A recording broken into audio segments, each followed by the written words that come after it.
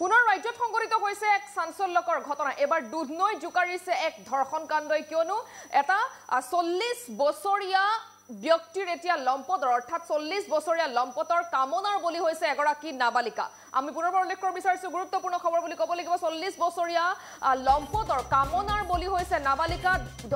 এতিয়া দুধনৈত পুনৰ ধৰ্ষণ কাণ্ডই জোকাৰি গৈছে বুলি ক'ব লাগিব। 40 ঊৰ্ধ্বৰ এটা লম্পটৰ কামনাৰ বলি হৈছে এগৰাকী নাবালিকা। ইতিমধ্যে আৰক্ষীৰ জালত পৰিছে ধৰ্ষণকাৰী। জানিব পৰা মতে দুধনৈ আৰক্ষী থানাৰ অন্তৰ্গত সিকুল মাছপাৰা গাঁৱৰ জিন্তু মাৰাকে 9 জুলাই মঙ্গলবাৰে নাবালিকাগৰাকীৰ ঘৰত কোনো নথকাৰ সময়তে পানী খোৱাৰ চলেৰে প্ৰৱেশ কৰিছিল আৰু সুযোগ বুজি ধৰ্ষণ কৰাৰ অভিযোগ উত্থাপিত কৰিছে নাবালিকাগৰাকীক। আমি জনাই দিয়াৰ চেষ্টা কৰিছো ধৰ্ষণ কাৰ্য সংঘটিত কৰি লম্পটটোৱে বিষয়ে কাকো নকবলৈ সকিয়নি দিছিল নাবালিকাক, আৰু নাবালিকাগৰাকীয়ে যিহেতু ভয়তে কাকো নোকোৱাকৈ থাকে যদিও হঠাৎ সেই নাবালিকাগৰাকীৰ প্ৰচণ্ড পেটৰ বিষ হৈছিল আৰু পেটৰ বিষৰ কাৰণ জানিবলৈ মাতৃয়ে সেই নাবালিকাগৰাকীক সোধা পোছা কৰাত সকলো ঘটনা পোহৰলৈ আহে।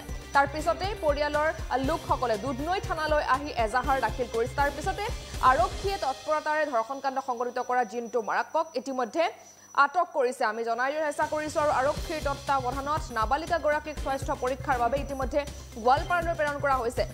উল্লেখ কৰিব লাগিব যে 11 বছৰীয়া নাবালিকাগৰাকীক জিন্তুছ মাৰাছে চলোৱা ভেনখনতে স্কুললৈ অনা নিয়া কৰে আৰু লম্পটটোৰ এনেধৰণৰ বিবেকহীন কাণ্ডত অঞ্চলজুৰি তীব্ৰ চাঞ্চল্যৰ সৃষ্টি হৈছে। সঘনাই হৈ থকা এনেধৰণৰ ধৰ্ষণ কাণ্ডই কিন্তু সমগ্ৰ এতিয়া দুধনৈ জিলাবাসীক স্তম্ভিত কৰি তুলিছে। উল্লেখ কৰিব লাগিব যে গোৱালপাৰা জিলাত দুদিনত দুটাকৈ ধৰ্ষণ কাণ্ড পোহৰলৈ আহিছে আৰু এদিন পূৰ্বে মাটিয়াত এগৰাকী বৃদ্ধাক দুৰ্বৃত্ত ধৰ্ষণ কৰাৰ খবৰ পোহৰলৈ আহিছিল আৰু তাৰ পিছতেই কিন্তু দুধনৈত এগৰাকী নাবালিকাক এই ধৰণৰ ধৰ্ষণ কাণ্ডৰ কথা পোহৰলৈ আহিছে আৰু সমাজক লজ্জানত কৰা এই খবৰে ইতিমধ্যে জিলাখনত তীব্ৰ চাঞ্চল্যৰ সৃষ্টি কৰিছে। যিহেতু পথত পশুধন এৰাল দিবলৈ যাওঁতে মাটিয়াত এগৰাকী 70 ঊৰ্ধ্বৰ বৃদ্ধা দুৰ্বৃত্তৰ হাতত কামনাৰ বলি হৈছিল। উপৰ্যুপৰ ধৰ্ষণৰ পিছতেই দুৰ্বৃত্তই পলায়ন কৰিছিল। তাৰ পিছতেই অঞ্চলজুৰি তীব্ৰ প্ৰতিক্ৰিয়াৰ সৃষ্টি হৈছিল আৰু সেই যে তীব্ৰ প্ৰতিক্ৰিয়া আৰু চাঞ্চল্য মাৰ নৌযাওঁতেই দুধনৈত কিন্তু পুনৰ ধৰ্ষণ কাণ্ডই জোকাৰি গৈছে। 40 ঊৰ্ধ্বৰ এটা লম্পটৰ কামনাৰ বলি হৈছে এগৰাকী নাবালিকা। ইতিমধ্যে আৰক্ষীৰ জালত পৰিছে সেই ধৰ্ষণকাৰী ইতিমধ্যে আৰক্ষীৰ জালত পৰিছে আৰু জানিব পৰা মতে দুধনৈ আৰক্ষী থানাৰ অন্তৰ্গত চিকলু মাছপাৰা গাঁৱৰ জিন্তু মাৰাছে 9 জুলাই মঙ্গলবাৰে নাবালিকাগৰাকীৰ ঘৰত যিহেতু কোনো নাছিল সেই ঘৰত কোনো নথকাৰ সুযোগ লৈ পানী খোৱা চলেৰে প্ৰৱেশ কৰিছিল আৰু সুযোগ বুজি নাবালিকাগৰাকীক ধৰ্ষণ কৰিছে বুলি অভিযোগ উত্থাপিত হৈছে। ধৰ্ষণ কাণ্ড সংঘটিত কৰি লম্পটটোৱে বিষয়ে কাকো নাজনাবলৈ সকিয়নি দিছিল নাবালিকাগৰাকীক। তাৰ পিছতেই নাবালিকাগৰাকীৰ ভয়তে এই সন্দৰ্ভত কাকো একো নোকোৱাকৈ আছিল।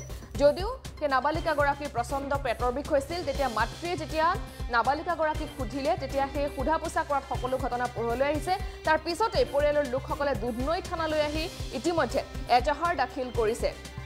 আমি জনাই দিয়াৰ চেষ্টা কৰিছো উল্লেখ কৰিব লাগিব যে 11 বছৰীয়া নাবালিকাগৰাকীক জিন্তুছ মাৰাছে চলোৱা ভেনখনলৈ স্কুললৈ অনা নিয়া কৰে আৰু লম্পটটো এনেধৰণৰ বিবেকহীন কাণ্ডত অঞ্চলজুৰি তীব্ৰ চাঞ্চল্যৰ সৃষ্টি হৈছে আৰু সঘনাই হৈ থকা এনেধৰণৰ ধৰ্ষণ কাণ্ডই কিন্তু দুধনৈক এতিয়া স্তম্ভিত কৰি তুলিছে।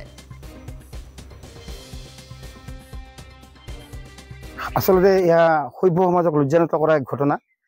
এয়া আজি ঘটনাটো হৈছিল এনেকুৱা ৰাতিপুৱা 10:30 মান বজাত আনুমানিক 10:30 মান বজাত আমাৰ 70 ঊৰ্ধ্ব এগৰাকী মহিলা মাটিয়া হাইস্কুলৰ সমীপতে মানে পাছফালে থকা মানে পথাৰত গৰু এৰাল দিবলৈ গৈছিল। গৰু বিচাৰি যোৱা অৱস্থাত এজন অচিনাক্ত দুৰ্বৃত্তই তেওঁক গৰু বিচৰাৰ চলেৰে পথ দেখুৱাৰ চলেৰে জংঘললৈ লৈ গৈ পেলাই তেওঁক গলত টিপি প্ৰাণনাশৰ চেষ্টা চলাৰ উপৰিও তেওঁক আৰু আমি খুবেই লজ্জানত হৈছো। সভ্য সমাজ আমি লজ্জানত হৈছো। আমি মাটিয়াবাসী ৰাইজ শংকিত হৈছো। আমি ভয় খাইছো যে এনেদৰে যদি 70 ঊৰ্ধ্বৰ মহিলা এগৰাকী দিন দুপৰতে লগীয়া হয় তেনেহলে আনসকলৰ কি অৱস্থা হ'ব। সেইবাবে আমি মাটিয়াবাসী ৰাইজে স্থানীয় প্ৰশাসন জিলা প্ৰশাসন অসম চৰকাৰক আমি কৰজোৰে অনুৰোধ জনাইছো যে ইয়াৰ যথোপযুক্ত তদন্ত প্ৰক্ৰিয়াৰে দোষীক কৰায়ত্ব কৰি উপযুক্ত ব্যৱস্থা গ্ৰহণ কৰিব লাগে। নহলে আমি মাটিয়াবাসী ৰাইজে তীব্ৰতৰ গণ আন্দোলন গঢ়ি তুলিবলৈ বাধ্য হ'ম। দুৰ্বৃত্ত এতিয়ালৈকে আমি জনাত চিনাক্ত হোৱা নাই। স্থানীয় প্ৰশাসন আহিছে, তেওঁলোকে তদন্ত প্ৰক্ৰিয়া চলাই আহিছে। পৰৱৰ্তী পৰ্যায়ত কি হয় আমি এতিয়াও গম পোৱা নাই। সন্দেহযুক্ত লোকৰ দ্বাৰা হ'ব পাৰে মানে আমি মাটিয়াবাসী ৰাইজে আমি ভাবিছো, কাৰণ সেই ঠাইখিনিতে আজি কিছু দিনৰ পৰা অচিনাকি কিছুমান মুখৰ মানুহে আহি বসবাস কৰিবলৈ আহিছে।